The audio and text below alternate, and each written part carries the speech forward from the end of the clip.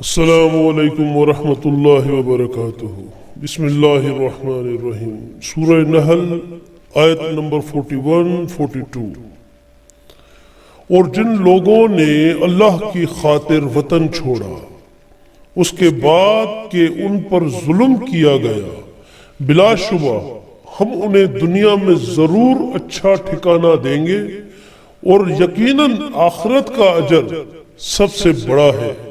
کاش وہ جانتے ہوتے، وہ لوگ جنہوں نے صبر کیا اور اپنے رب ہی پر بھروسہ کیا اور کرتے ہیں۔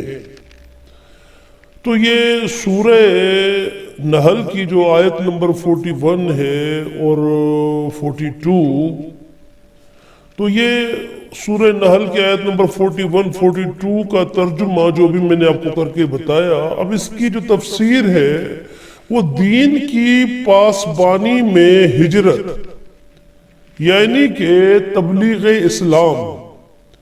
اب یہ ایک چیز یہاں پر میں واضح کر دوں کہ کبھی بھی تبلیغ والوں کو برا نہ کہا کریں، بلکہ ان کی عزت کیا کریں، وہ اللہ کے مہمان ہیں۔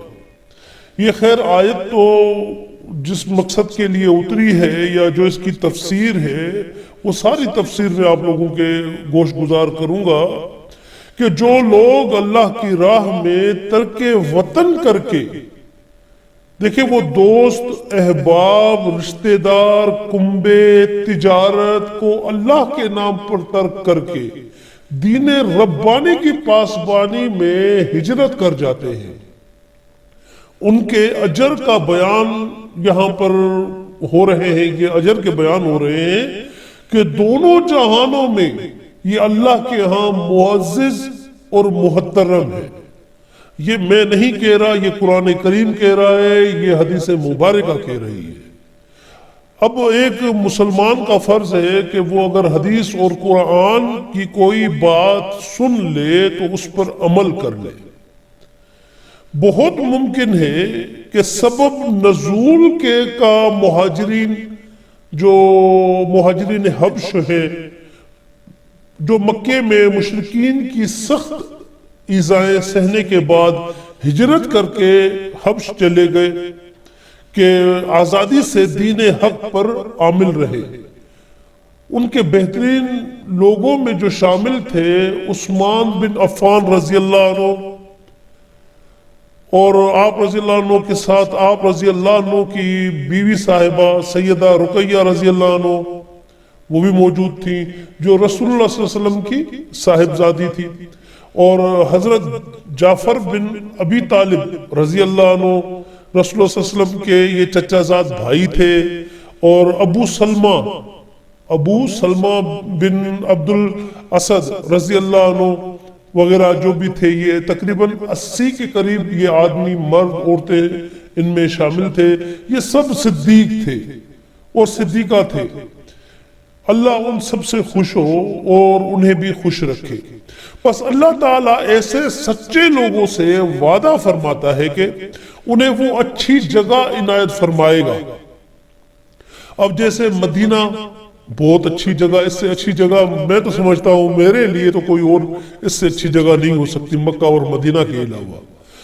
جیسے مدینہ اور پاک روزی، مال کا بھی بدلہ ملا اور وطن کا بھی۔ حقیقت یہ ہے کہ جو شخص اللہ کے خوف سے جیسی چیز کو چھوڑے، اللہ تعالیٰ اسی جیسی بلکہ اس سے کئی بہتر حلال اور پاک چیز اسے عطا فرماتا ہے۔ ان غریب الوطن مہاجرین کو دیکھیے کہ اللہ تعالیٰ نے انہیں حکم دیا کہ آپ ہجرت کر لیں، انہیں حاکم بھی بنایا، پھر بادشاہ بھی بنایا، حالانکہ وہ غریب الوطن مہاجرین تھے، ان کو حاکم بنا دیا، بادشاہ بنا دیا، دنیا پر انہوں نے سلطنت کی، اور اللہ نے ان کو دنیا پر سلطنت عطا کی۔ ابھی آخرت کا اجر و ثواب باقی ہے، یہ صرف دنیا کی بات ہو رہی ہے۔ پس ہجرت سے جان چرانے والے مہاجرین کے ثواب سے واقف ہوتے تو ہجرت میں سبقت کرتے۔ اللہ تعالی فاروق اعظم رضی اللہ عنہ سے خوش ہو کہ آپ رضی اللہ عنہ جب کبھی کسی مہاجر کو اس کا حصہ غنیمت وغیرہ دیتے تو فرماتے لو اللہ تمہیں برکت دے، یہ تو دنیا کا اللہ کا وعدہ ہے اور ابھی اجر آخرت جو بہت عظیم و شان ہے باقی ہے۔ اس پر یہ آیت مبارکہ تلاوت کرتے تھے، یعنی کہ سورہ نحل آیت نمبر 41 اور 42۔ ان پاک باز لوگوں کا اور وصف بیان فرماتا ہے کہ جو تکلیفیں اللہ کی راہ میں انہیں پہنچتی ہیں یہ انہیں جھیل لیتے ہیں، اور اللہ تعالیٰ پر جو انہیں توکل ہے اس میں کبھی فرق نہیں آتا، وہ توکل اللہ پر بالکل کامل رہتی ہے، اس میں کوئی فرق نہیں آتا۔ اسی لیے دونوں جہاں کی بھلائیاں یہ لوگ اپنے دونوں ہاتھوں سے سمیٹتے ہیں۔